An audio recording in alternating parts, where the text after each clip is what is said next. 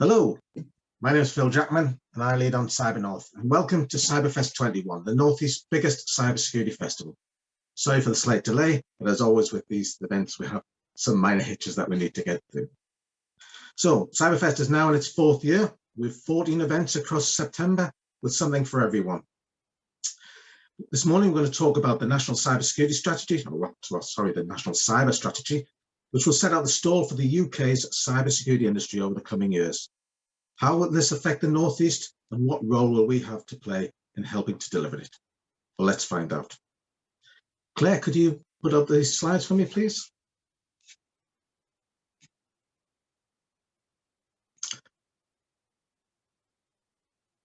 So this is what we have on for this morning. We're going to start with, hopefully, if Theo's available, I'm joined by Theo Paterson from the Cabinet Office. Hopefully we take us through the cybersecurity strategy, and then hopefully after that I'm going to give a presentation on what Cyber North is doing, its plans for the Northeast, and then Theo and I are going to have a discussion about what this means.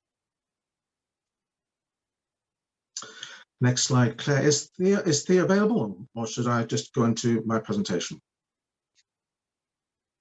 Okay, so we're just waiting for Theo to join us. So I'm going to start with a presentation on what Cyber North is doing. So could you just go back a slide if you wouldn't mind, please? Thank you very much. Okay, so Cyberfest is brought to you by Cyber North, Dynamo Cybersecurity Cluster for the Northeast region. We're supported by Accenture and the Innovation Super Network.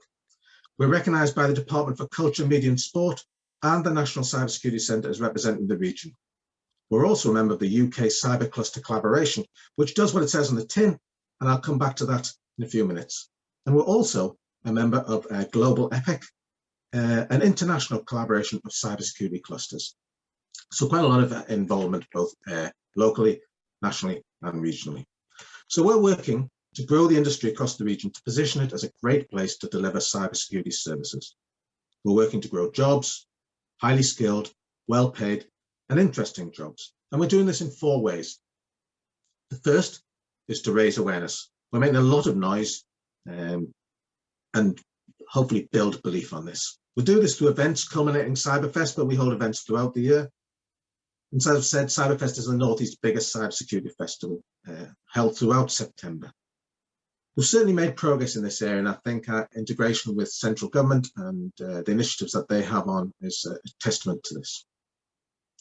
The second thing that we do is to help existing businesses to grow in a collaborative yet competitive framework. We're working on mechanisms to support this and bring opportunity to the 70 or so cybersecurity businesses that are here in the Northeast. The third thing is we are creating or trying to create a new business by developing Cybersecurity Innovation Centre, or ORCAIN, in the region. So we're working with Newcastle University, Accenture and Lorca, which is or Plexel, which runs Lorca, the London Office of Rapid Cyber Advancement, which is something similar down in London. So a full business cases with central government, and we're waiting to find out whether funding will be made available. And obviously we're looking elsewhere for funding at the same time. And the fourth thing that we're doing is to support young people into careers within the cybersecurity sector. We undertook a large piece of work earlier this year with the support of DCMS, and we're working on the plan to address skills as soon as Cyberfest is open, so at the beginning of October. Claire, can I ask you to put on the next slide, please? Okay, so what do we know about the cybersecurity sector in the Northeast? Well, to start off, there's about 70 companies that are developing, selling, implementing or supporting cybersecurity services. Most of these are fairly small organizations, though we do have a number of significantly large companies. We've also got quite a number of organizations that are satellite offices or local offices of national companies, including Accenture. So we have an estimated 1,600 employees working in the industry. But the region has a location quotient of 0.3. Now, if you're not aware of what a location quotient is, it's the relative density of businesses compared to the national average. So if you had the number of businesses, say sweet shops in the area that were the same as it would be across the whole country, you'd have a location quotient of 1. We've got a location quotient of 0.3. So that means less than a third of the businesses that you expect to have are here in the region. And that location quotient is distorted in a number of ways in a large way because of the London effect, that London and South East have a very high location quotient in cybersecurity, but also because the way that head offices are distributed in the country, many of them are not in the region, and it kind of distorts our figures downwards. But this compares very favourably with Northern Ireland, which has a strong cybersecurity sector, and also Scotland, which I think has 0.5 rather than 0.3. So we have something like 2% of the UK's cybersecurity jobs in the region, and the last survey, about 1.4% of cybersecurity jobs advertised across the country are advertised in the UK. Sorry, in the Northeast. We have 5 universities, all of them doing cybersecurity to a certain extent, but 2 of them are centres of academic excellence in cybersecurity. And Newcastle is the only city outside London which has 2 centres of academic excellence in cybersecurity. So that's good with Newcastle and Northumbria. Throughout these 5 universities, we have nearly 6,000 students studying computer science. Not that all cybersecurity people come through that route, but that's a good indicator of what we're trying to do.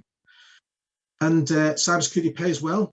Average salary in cybersecurity is about £47,000, and the Northeast currently pays approximately 82% of UK levels.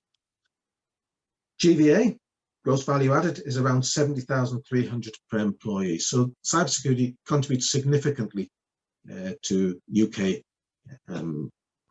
gross value and obviously the regional economy. Next slide, please.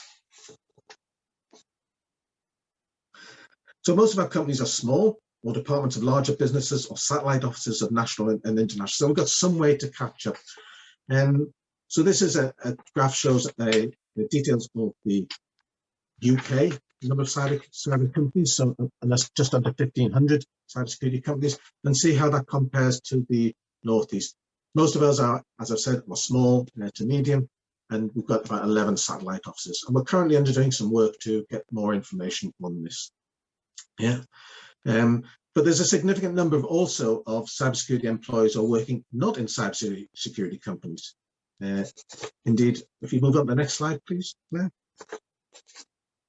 This slide shows that actually more people work in, well, the vast majority of people working in cybersecurity don't work in cybersecurity companies themselves.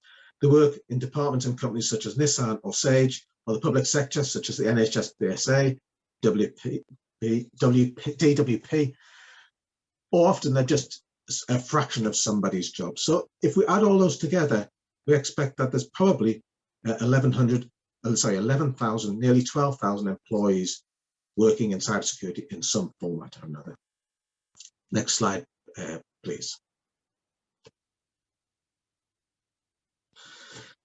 I talked about students. This graph shows the number of computer science students by each regional university.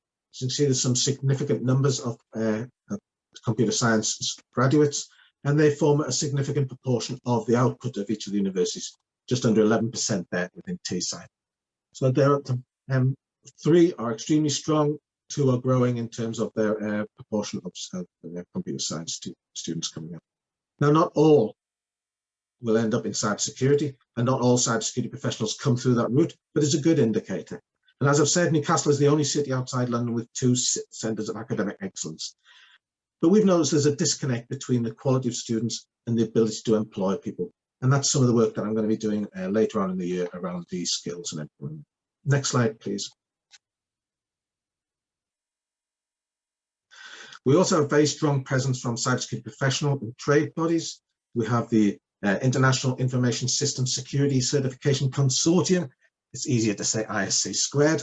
We have the Information Systems Audit and Control Association, or ISACA, the Open Web Application Security Project, or OWASP, the Northeast Ladies Hacking Society, NELHS, with Certified Information Systems Security Professionals, CISP, and we have a very close working relationship with each of these groups, and our intention is to allow them to develop the technical aspects of what it is that we're trying to do. Next slide, please, Claire.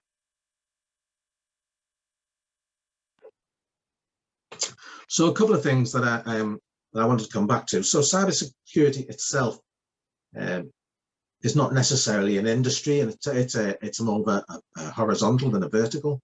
And So what we want to do within the region is really to focus on industries that the region is already strong at and make sure that they are secure. And so I think the growth that will come from cybersecurity in the Northeast will be to underpin some of these regional industries. So candidate industries may include high value manufacturing, renewables, marine, public sector and health.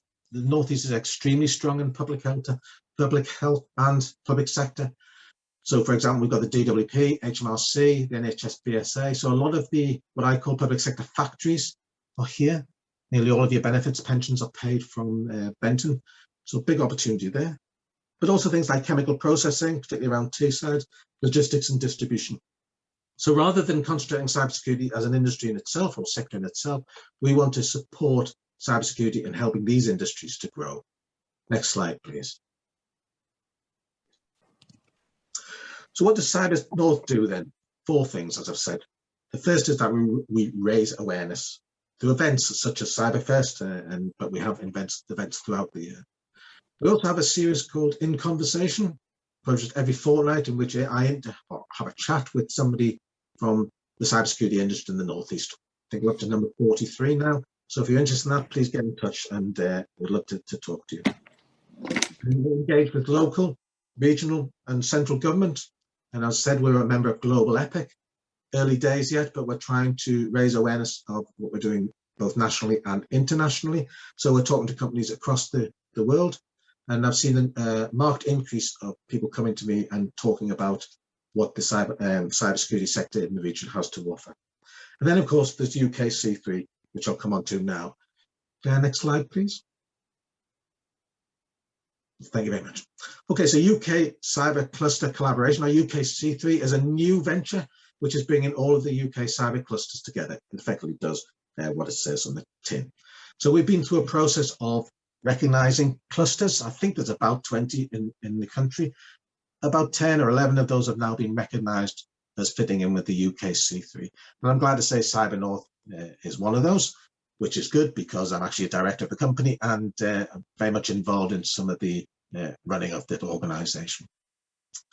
So what UK C3 is trying to do is to help clusters to learn from each other, to share good practice, to rather than repeat things, to pick up and share initiatives. And they're focusing on real 3 areas: ecosystem development, innovation, and skills, which very much reflect what I think Cyber North is trying to do. We've had we've been very fortunate to get some support from DCMS financially, and that's given us some money to help run these clusters certainly for the first year. And the portion of the money that we've got at Cyber North, we're using it to get a better understanding of the market. I said we were trying to do a bit more work around understanding the companies, to get an understanding of what it is they want from us and understand what we can do. Engage with these companies better, and also all the other people who are working in the sector, and give us a much clearer direction of how we go take Cyber North forward. Next slide, please. So the second thing that we try to do is to support existing business, and to do this we try and act as a voice and a conduit for people who are interested in business in the region and vice versa. We're working again through UKC3 money to identify what businesses support is available for business, and we're always looking for opportunities for new business growth and develop a collaboration within a competitive framework. Next slide, please. So as I've said, we are working on ORCANE, which is the Office of Rapid Cyber Advancement for the Northeast, trying to replicate what Lorca did and Plexel did for Lorca in London, which is a cybersecurity innovation centre. This is really to help pre-startup, startup businesses to commercialize their ideas, working with them to help them turn bright ideas into financially stable and viable companies. So we put a full business cases with central government and others, and we're just waiting to see how the funding landscape unfolds. But I think anybody who's involved with government at the moment will understand that the financial position, funding position, is very up in the air at the moment, and hopefully we'll see some clarity and some news coming in the next couple of months. Yes, while in here though, it's worth mentioning that Plexel are running the cyber growth, the cyber runway, which is a cyber growth and innovation academy aimed at 3 sectors, so startups, business growth and scale-ups. So if you're a new business, an existing business, or you're really looking to ramp up, there's a part of that program is for you. Next slide, please. So the last thing that we're trying to do of the 4 things that on our 4-leg stool is to address the skill shortage that we have within the Northeast region. I think this is a national, if not international problem. I'm told there are 3.5 million vacancies in cybersecurity at the minute globally. I'm not sure who counted them, but there you go.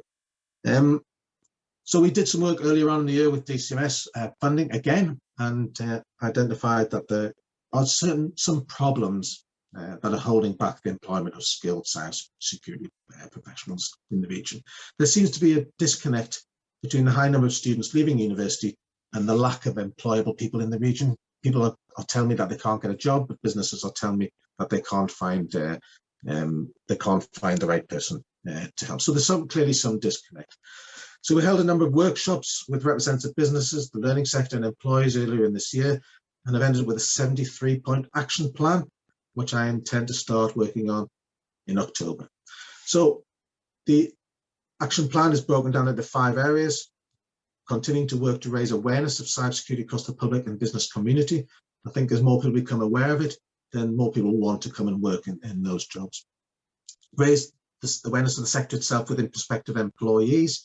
So bring people from awareness into a desire to work in the industry. Support the sector itself to find out where the information is that they need in order to get the right people to recruit. Promote recruitment pathways, not just through the academic qualifications that were already discussed, but quite a lot of people come into cybersecurity with languages qualifications, other sort of skills that are vital. And then to finally get a greater understanding and coordinate this market better so that we can have a more vibrant market going on. And last slide for me from this section. Okay, that was quite a whistle-stop tour. Hopefully you've seen that there's a lot going on in Cyber North.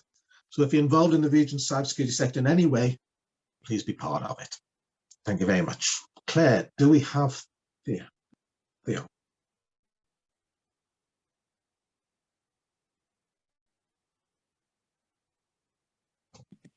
Aha, excellent. Hello. Hi. It's great. Very sorry about the technical challenges. No, don't worry. Someone working in cybersecurity has technical issues, but I'm here now, so I hope everyone can see and hear me. Right. So this is our 3rd event and our 3rd set of technical problems. So there you go. Okay, are you ready to do your presentation then? Great. So I just need to attempt to share my screen.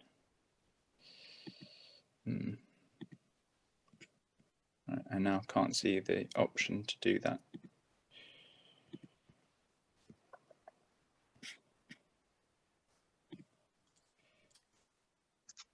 The bottom near the chat button, next to the chat button, it should have the share screen for you there, Theo. Yeah, I know it did when we tested this, but just to keep things interesting, right now it's not showing up. But I've sent you my slides, so I don't know if there's any way of you presenting them. Yep, 2 ticks, I'll put them on for you. Thanks, sorry about that. I don't know why it's not appearing, but it's definitely not there. It's just the law, isn't it? That's the way it is. Never mind. Right, great, excellent. There we go. All right. Well, thanks very much for having me here. It's really great to talk to you all, although I can't see you all, but I will assume that there's an avid audience listening out there. So my name's Theo Paterson. I work in the Cabinet Office in the team that oversees the UK's kind of national strategy on cyber, and at the moment we're sort of leading a piece of work to develop a new national cyber strategy for the UK, which is due to come out before the end of the year.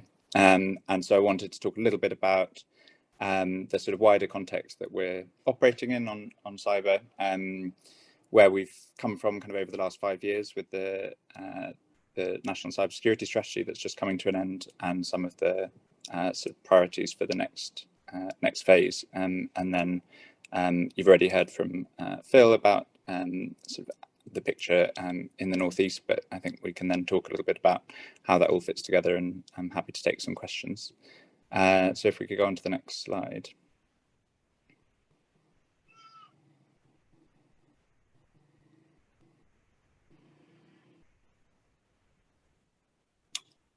Sorry, I can still see the first. Oh, there we go.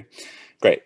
So just wanted to kind of set the scene a little bit. I mean, cyber and cybersecurity is sort of rising up the agenda in government, although it's obviously been a priority for the last 5 years, but I think it's particularly kind of top of mind for everyone. And some of the things that over the last kind of year and a half that sort of illustrate that. Firstly, perhaps kind of most importantly in terms of the context, everyone's been spending a lot more time online, as we are now, and as I'm sure you all have been. And I think the the effects of the pandemic have obviously sort of driven in lots of cases a rush for businesses to be sort of more reliant on digital technologies, and that's obviously in turn made it even more important that those are secure and reliable, and that we don't sort of open ourselves up to new risks through doing that. So I think the events of the last year and a half have really kind of accelerated that process, and I think shown up some new kind of areas of vulnerability. Second picture down there is from Redcar and Cleveland Borough Council. So as lots of you I'm sure will know, there was a cyber attack a little over a year ago, and I think certainly for those of us in central government, that sort of really brought home some of the kind of very sort of specific and localized and kind of real world effects that cyber attacks can have on including on some quite sort of vulnerable people. So I think in some ways a bit of a kind of wake up call about some of the risks that we're running. Colonial Pipeline there in the middle, obviously a sort of big attack earlier in the year. I think again just sort of illustrating the way that the risk is kind of spreading to new areas, and again the sort of real world impacts, people queuing at petrol stations and so on. So I think again sort of highlighted some of the risks in this space. Back in sort of June, July, the UK and the US and others attributed the sort of big Microsoft Exchange hack to sort of Chinese state-backed actors. Again, I think just showing a sort of continued kind of raising of tensions, and the fact that this is sort of more and more becoming part of the kind of geopolitical picture, and I think perhaps a willingness certainly on the part of the UK government to sort of call out what we see as sort of unacceptable behaviour. And then the last picture there on the top right, President Biden and the US obviously sort of making this a top priority, and I think really highlighting the extent to which cybersecurity is a sort of the one of the biggest, if not the biggest, sort of national security and sort of economic security risks facing the US. So obviously when the US sort of throws its weight behind something, that sort of carries a certain amount of weight, and the picture there is him kind of bringing together industry leaders. But I think again just an illustration of the extent to which this is kind of right at the top of government sort of to-do lists. We'll go on to the next slide, please. So just sort of looking back, I mean, the UK has had a sort of national strategy in place on cybersecurity, in fact, since sort of 2010, 2011, and the most recent one launched in 2016, and that's been kind of guiding our approach over the last 5 years. And I think in some ways represented, quite a sort of deliberate shift in how we approach this. I think there was a sort of a recognition from government that we needed to be a bit more interventionist, maybe, and take a bit more of a lead, that perhaps kind of market forces weren't sort of driving change as quickly as we needed them to. And some of the key sort of features of that we brought in, an effort to sort of coordinate better and bring things together, and obviously the creation of the NCSC was the big part of that.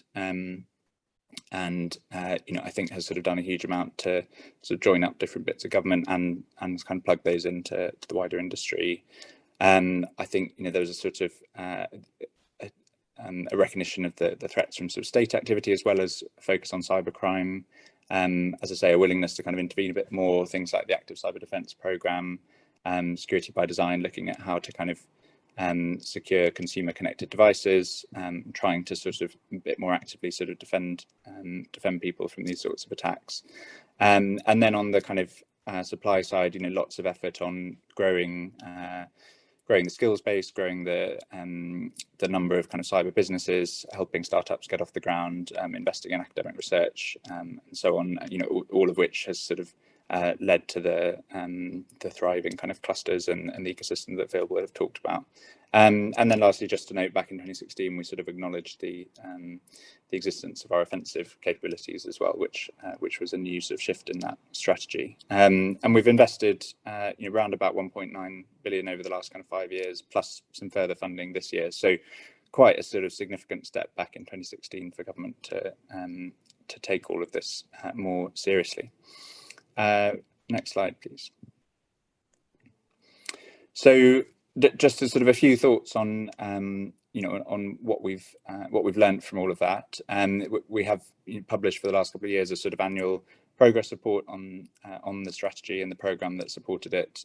There will be another one as we sort of come to the end of it, and then obviously kind of looking ahead to the new strategy. I mean, I think from where we sit, we can see a lot of progress. I talked about the NCSC. I think that's now sort of regarded internationally as a kind of pioneering model for how to connect intelligence, technical expertise, engagement with businesses, sort of bring that all together in one place. And lots of other countries come to us asking for advice on how to do that sort of thing. So I think we see that as something that's made a big difference and that we want to keep kind of building on. As Phil's talked about, I think the UK cyber sector is in a really strong place. Revenues of 8.9 billion, 46,000 jobs, and sort of growing quickly. Obviously, that's not all down to government, but I think that there are areas where the sort of programs that we've been running have contributed to that. I think we've seen that regulation can help tackle this issue. So the introduction of the GDPR, although it wasn't directly a sort of cybersecurity measure, has sort of put this up the agenda for lots of businesses. The NIS regulations for sort of critical infrastructure again have sort of started to raise standards, but clearly further to go on that. I touched on active cyber defence. I think in the last year or so, NCSC sort of took down 165,000 kind of phishing URLs, lots of them linked to sort of COVID and coronavirus scams. And I think we've sort of shown that it is possible to kind of intervene further upstream, as it were, in blocking attacks. And then I think we've also seen the UK sort of role internationally becoming increasingly important. I touched on Microsoft Exchange, sort of leading coalitions of countries to attribute malicious activity, influential voice in UN debates, and so on. So I think a sort of strong position there. On the other hand, as you'll all be well aware, there's a long way to go. I think most urgently we can see lots of areas where the levels of cybersecurity and cyber resilience, both in the wider economy and sort of in government itself and critical infrastructure and so on, are not yet kind of at the point that we would ideally want them to be. And clearly lots of attacks sort of still get through, and there's more that we can do to manage that effectively. We touched on the impact of COVID sort of accelerating all of this. And likewise, the changing threat. I think the sort of growth in ransomware, a particular concern at the moment, and in particular the way that sort of evolving from really a criminal threat to actually a sort of national security threat. Disruption to sort of critical services and a kind of real world impact on people's lives. And then internationally, I think as we saw with the kind of 5G debates in the last kind of year or two. The sort of the landscape around the internet, cyberspace, new technologies becoming more sort of contested, sort of clash between different value systems, different ways of thinking about what we sort of want that interconnected technology ecosystem to look like. And I think the UK's vision of a sort of cyberspace that is open and interoperable and sort of respects individual rights and so on is something we have to keep pushing for. Quite actively. And lastly, I think again, as Phil mentioned, we see continuing kind of shortage of skills. I think a shortfall of around 10,000 sort of professionals coming into the sector every year. So still a gap there that that we have just in terms of the sort of expert people to actually do all of this stuff. The next slide, please. So I think, I mean, that's sort of where we've come from over the last 5 years. The context now, I guess for us, is kind of, you know, most immediately set by the integrated review that was published earlier in the year, which some of you may have seen, which I suppose sets the sort of big picture security, defence, kind of international strategy and foreign policy vision for the UK. But I think, you know, importantly, tries to move that beyond being just about sort of national security and treating all of this as just a sort of a set of threats and risks to manage, and think about how does that kind of connect to our domestic priorities, how does that connect to the kind of health of our economy and our ability to recover from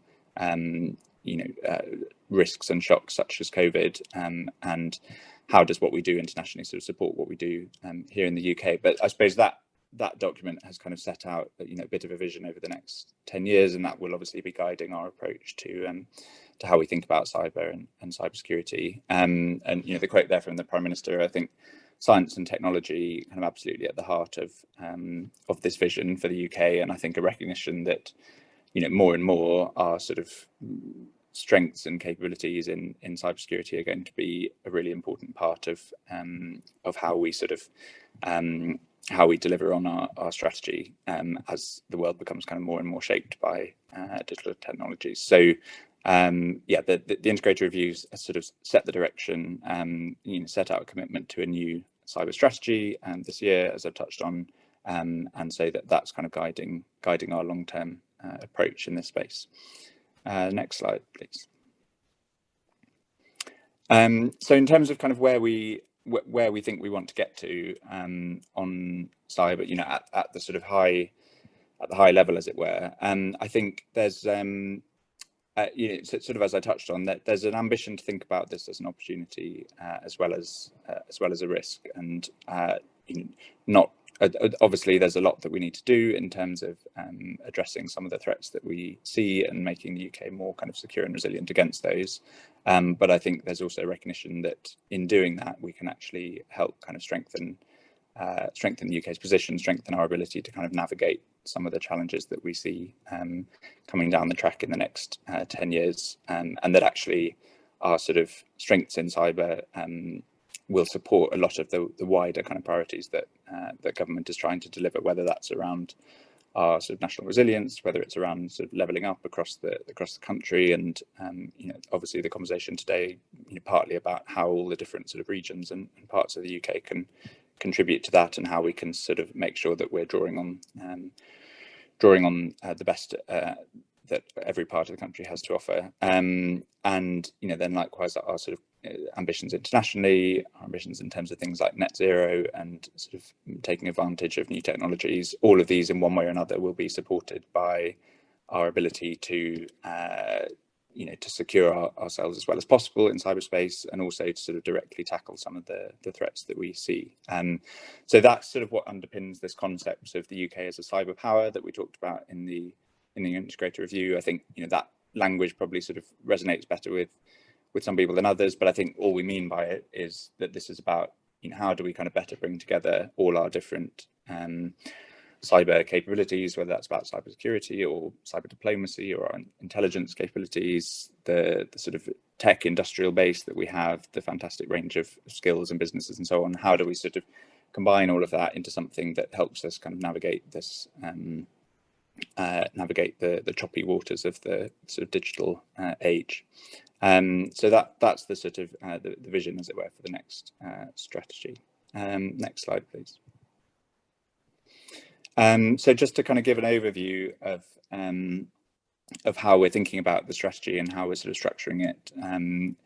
It's essentially based around 5, we call them pillars, although one of them is a horizontal, so maybe more of a plinth. And these were kind of, again, set out in the integrated review, and in a sense represent the sort of 5 broad goals that we think we need to achieve through the next strategy. So, firstly, and I think a sort of critical priority around kind of building up our cyber resilience, as I touched on, that sort of core cybersecurity, addressing some of the kind of vulnerabilities that we see, and that's both about in different parts of the economy or in government itself, in critical national infrastructure. How can we make sure we're continuing to raise standards, but also how can we expand some of the tools that we have, such as active cyber defence, to sort of tackle risks on a wider scale, and make sure that we're getting the right kind of support to organisations that are maybe kind of less well equipped to support themselves.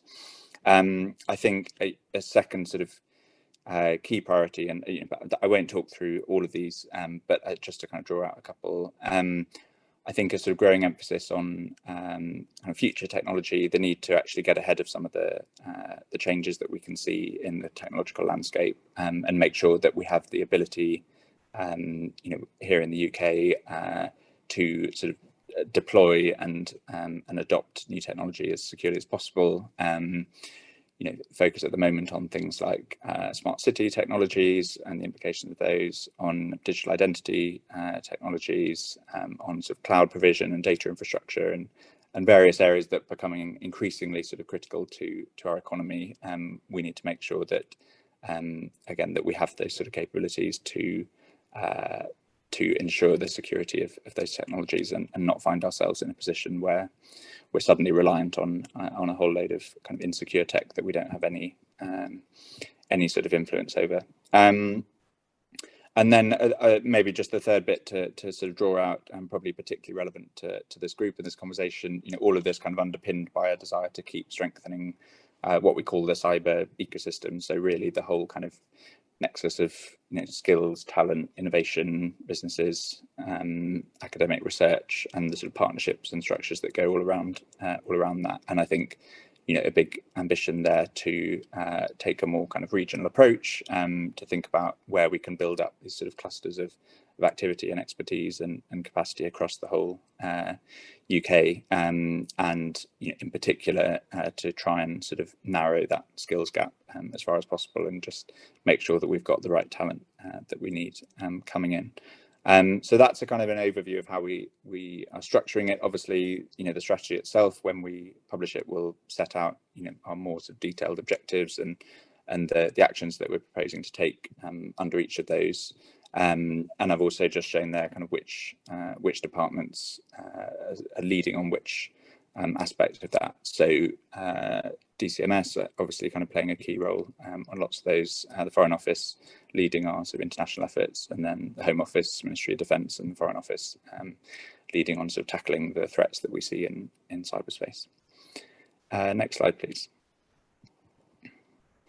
So really just the last kind of point to make all about all of this is that something that in some ways I think has sort of been a distinctive feature of the UK's approach, but which we really see a need to build on, is that this has to be a whole of society effort. And the map here shows a sort of concentration of cyber businesses all around the UK, and I think just kind of shows that the fact that this sort of capability exists, in almost every part of the country, and as we've talked about, that's something that we want to keep building on. But I think we're very clear that although government can set direction and set priorities, and in some cases kind of set standards, and obviously do things like use our kind of law enforcement tools to enforce the law and so on, there's relatively little of this that we can achieve completely on our own. It's essential that we work with partners all across the UK as well as internationally, whether that's about kind of working with businesses and those who kind of run our critical services to make sure that they're sort of meeting the right standards, or working with companies in the cyber sector who are coming up with the kind of innovative products and services, or working with big IT and tech companies and telecoms companies who sort of actually control and design and manage a lot of the sort of infrastructure that underpins all of this. We want to sort of keep strengthening those partnerships through the next strategy, and keep finding ways to make sure that we're sort of drawing on the full range of sort of talent, expertise, insight, and ideas, and so on that exist out there. So the sort of UKC3 and the network of clusters is obviously a key part of that, kind of focused on building up capability and the sort of growth of the sector, as Phil will have talked about. There's other elements to that as well, in terms of the sort of partnerships that exist around sharing intelligence, sharing threat information with law enforcement, with NCSC, and then as I say, I'll work with companies in particular sectors that are sort of critical to this. So I think our desire to kind of keep building that whole of society effort is going to be a really important part of how we deliver the next strategy. And then there's just one more slide, I think, just to sort of give a flavour, and not going to go into lots of detail on these, but a flavour of some of the sort of key things going on. As I say, the sort of the broad strategy itself will be coming out before the end of the year, but obviously there's lots of areas that we're already working on, and that you will have seen, the launch of the council, various sort of legislative and regulatory work that DCMS are leading on, so around consumer connected devices, around sort of security principles for smart cities, connected places, around supply chain security, managed service providers. So lots of areas where we're thinking about what measures might need to be taken to try and move some of this forward. We've talked about ransomware. That's certainly a sort of key priority for law enforcement at the moment. Lots of thinking going on about what more can be done to sort of tackle that. And also a review underway by the Home Office of the Computer Misuse Act to make sure that that's sort of up to date. So that's really all I was going to say about the strategy. Hopefully that gives a sense of where we're heading. As I say, we're kind of putting the finishing touches to it all at the moment. Phil mentioned the big question of money. As you may know, we're going through a spending review in government at the moment, which will obviously play a big role in sort of determining the level of funding that's going to be made available for all of this. And so once that's sort of concluded, then obviously we'll be in a position to kind of set out our full plans publicly. And then, that's something that we'll obviously want to sort of keep a conversation going around with all of you, and sort of look to the clusters for their help in, championing the strategy, kind of drawing attention to it, and obviously working with us on lots of aspects of how we deliver it. So I hope that's helpful, and happy to take questions. Thank you very much, Theo. That was really, really, really useful. And we have a number of questions that are coming through, but any idea when the strategy will be published?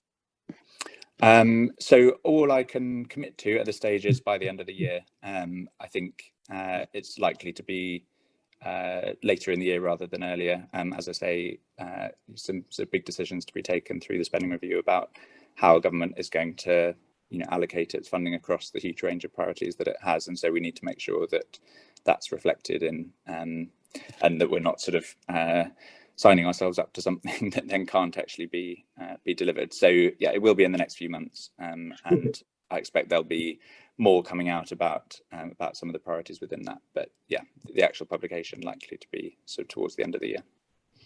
Okay, that's excellent. I mean, you've done a great job of just explaining the complexity of some of these things. I'm particularly interested about the relationship between the Cabinet Office, the Foreign Office, and Department of Culture, Media and Sport. And how the three of you work together on this?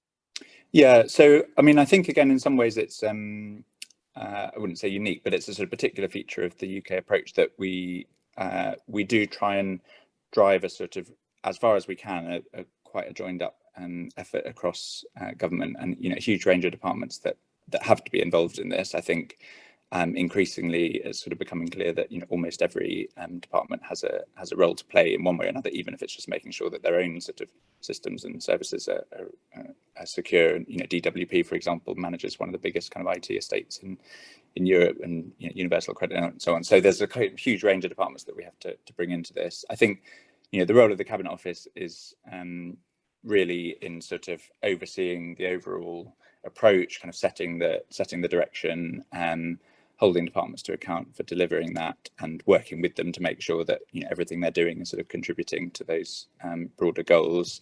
DCMS then I suppose their focus is on broadly on kind of what we're doing domestically, and particularly the digital economy, working with businesses to make sure that that they are, you know, aware of what best practice looks like, and that they're kind of meeting those standards and kind of taking their own cybersecurity seriously. Obviously, with the NCSC, a big sort of partner in that. And then there are the big responsibility, obviously, around you know, the health of the cyber sector and the cyber skills base, and kind of growing that side of things. And the FCDO, the Foreign Office, you know, as you would imagine, kind of focused on projecting what we do internationally, engaging in debates at the UN, working with allies to try and, you know, understand what they're doing, influence it where we can, and in some cases sort of directly building capacity on the ground. So actually, you know, working with other countries to kind of help them raise their own levels of cybersecurity.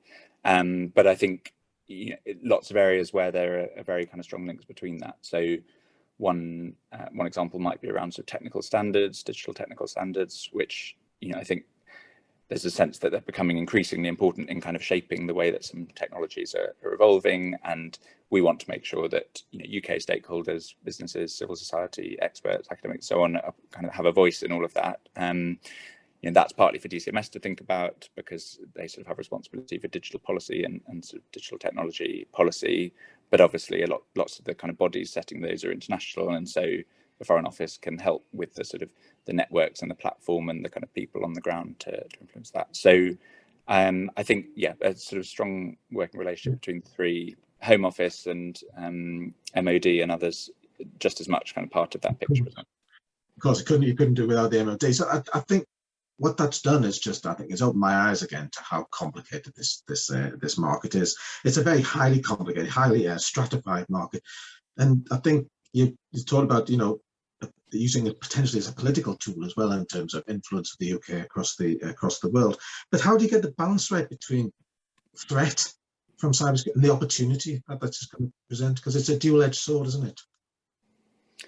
Yeah, no, it is, and I think I mean, hopefully the way that we've sort of set out the strategy and the vision kind of emphasizes both. I think I think there's an ambition with kind of where we're taking things in the future to try and draw out a bit more clearly what an opportunity this is for the UK. And I think in some ways it doesn't have to be kind of either or, but between the two, because in a sense, you know, getting better at sort of tackling some of those threats and reducing the risk is in itself an opportunity to then position the UK as a more kind of digitally advanced, more sort of stable, more attractive, more productive economy, a place to do business, and somewhere that, you know, citizens and individuals can kind of get the best out of everything that digital technology has to offer. So I think in a sense the two go hand in hand. You know, conversely, investing in growing our cyber skills base and creating new jobs, in stimulating new innovative startups and so on, all of that contributes to our ability to sort of understand and tackle the threats and the risks that we face. So I think it does have to be a balance. I think we're keen to kind of, where we can, move a little bit beyond the kind of national security and defence arena and say, you know, cybersecurity isn't just something that only kind of people worrying about risk have to think about, or only the sort of national security and community and government has to think about. And actually this is something that sort of is directly connected to the success of the economy and our recovery from COVID, and just our ability to sort of survive and thrive in a world that's much more driven by technology. So yeah, it's a balance, but I think we're trying to maybe tilt the balance a little bit more towards the opportunity if we can.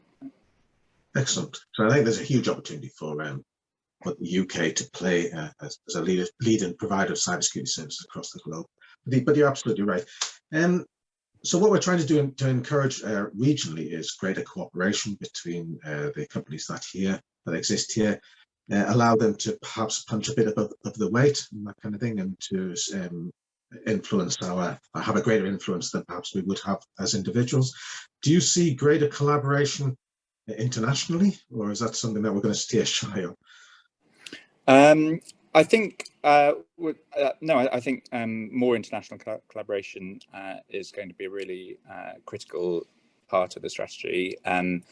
I think I talked about the fact that the sort of international landscape is in some ways becoming more competitive, more kind of contested. I mean,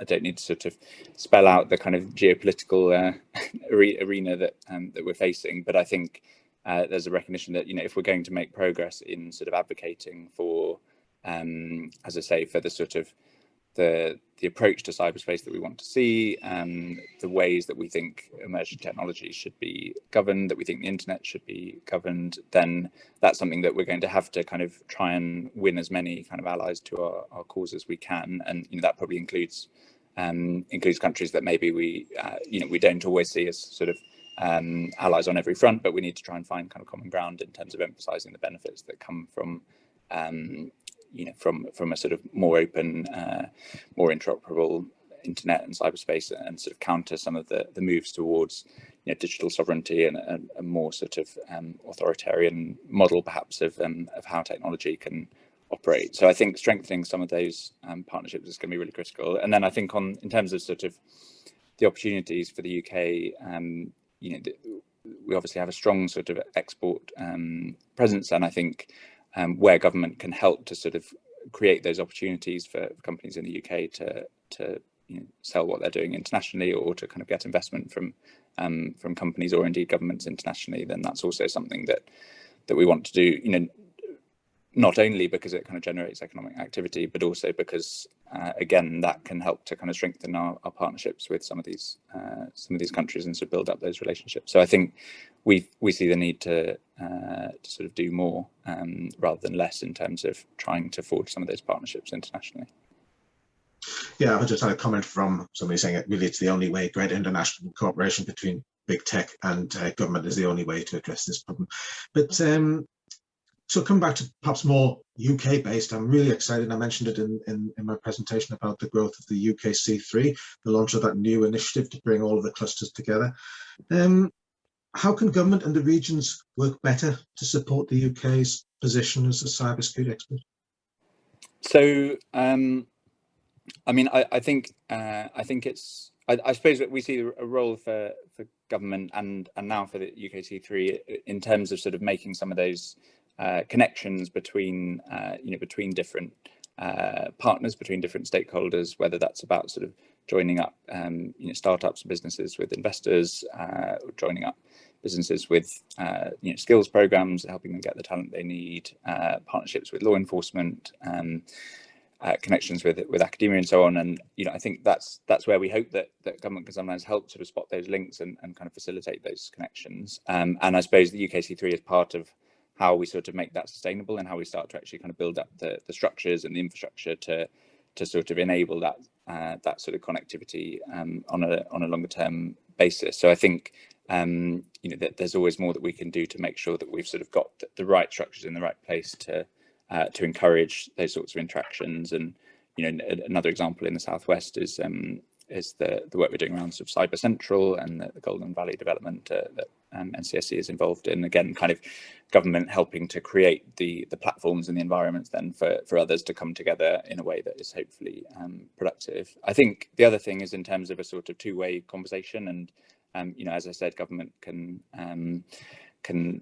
sort of help set some national priorities and perhaps kind of say what we think is important, or kind of guide people towards things that we think matter from a kind of national perspective. But equally, we need to hear from businesses, from experts, from academics, and so on about where have we missed things, what do you need, as a region, what's the situation on the ground, are there opportunities that we're missing, and so on. So I think again, UKC3 hopefully helps to be a sort of focal point for that, but obviously in terms of the clusters that already exist and the sort of engagement that DCMS is looking to grow with the regions, I think having that sort of constant two-way dialogue is going to be really important, so that we're not just sort of setting a strategy, putting it out there and then forgetting about it, but we're actually listening to feedback and then allowing that to adjust our approach. So I think that's a fantastic initiative, and I think as you said, it's a two-way street. It shouldn't be government telling us what to do. It shouldn't be industry telling you what to do. It needs to be that collaborative approach. So it kind of brings me to probably my last question, but what more can the Northeast do then both as a region and as individual companies to support the national cyber strategy? So I think, well, I mean, as individual companies, you know, I think you've heard me say that sort of growing our sort of collective national cyber resilience is the sort of top of the priority list for the next strategy. I think, you know, we know that lots of businesses are still suffering breaches, and in many cases, you know, that has a sort of serious effect both on businesses themselves, on their customers. And so I think, you know, I don't need to tell you all this, but in a sense, there's something about sort of the wider kind of business community and, you know, and other organisations as well, continuing to focus on their own cybersecurity, about cybersecurity companies thinking about, you know, how can they help other companies make themselves more secure with sort of products and services, professional services companies thinking about how can they help their clients sort of get more secure. And so I think that sort of continued effort on cybersecurity, you know, looking at the NCSC guidance, thinking about kind of what do we need to do next, is one thing. And then I think, you know, contributing to the sort of health of the cluster, and as you said, the UK C3 initiative, you know, events like this, bringing people together. I think there's clearly lots of sort of growth potential. I think we're trying to kind of make an effort across government and sort of DCMS in particular to move towards a more kind of regional model. I think in recognition that you know, that there's a benefit in terms of sort of broadening the range of skills, the range of talent, the range of ideas that we can draw on, and also kind of building up that picture of what's sort of going on around the country. So I think sort of participating in the sort of growing networks is going to be really critical. And then I sort of came in just at the end when you were talking about some of the initiatives that you're focusing on within Cyber North, you know, in terms of accelerators, in terms of sort of platforms for bringing together business and so on. I think lots of potential there, and, you know, very much in line with where we're trying to take things. So, you know, keeping that conversation going about what kind of approach you think is going to work best regionally, helping kind of fit that together with the approach that we're taking nationally, and work out, you know, where can we sort of join up between some of the programs that we're trying to deliver, some of the ways that you think that can work best in your region. It's going to be really helpful for us over the next few years. Excellent. I'm afraid we've run out of time. As I said, these hours fly past, but there you go. So there's been. I'm sorry, I can see there's some questions in the chat, so I don't know whether there's. I'm happy to kind of follow up on some by email if there's anything particular. I was just going to ask you if you wouldn't mind, because some of them have a bit of detail in them, and we just need to understand the level of detail that the strategy is going in, and some of them actually might be from other departments. So I'll send them to you if you don't mind, Theo, and then we'll take it from there. That's fine. I'll make sure that I publish all of the links to the documents that have already been described within the presentations, and we'll take that from there. But look, thank you very much. I think it's been really great to have somebody from Cabinet Office talking to us, and I think this is one of the benefits of having that kind of regionalised approach and much better engagement between central government and local government and the regions. So thank you very much, Theo. I'd also like to thank Claire, who's Rick Wakeman, like behind the scene, has been managing all the keyboards and all this stuff and that kind of thing. And please look out for and attend the rest of the events in Cyberfest. We've got another 11 to go, starting with B-Sides tomorrow. It's been great to see you all here. Thank you very much. Great. Thanks so much.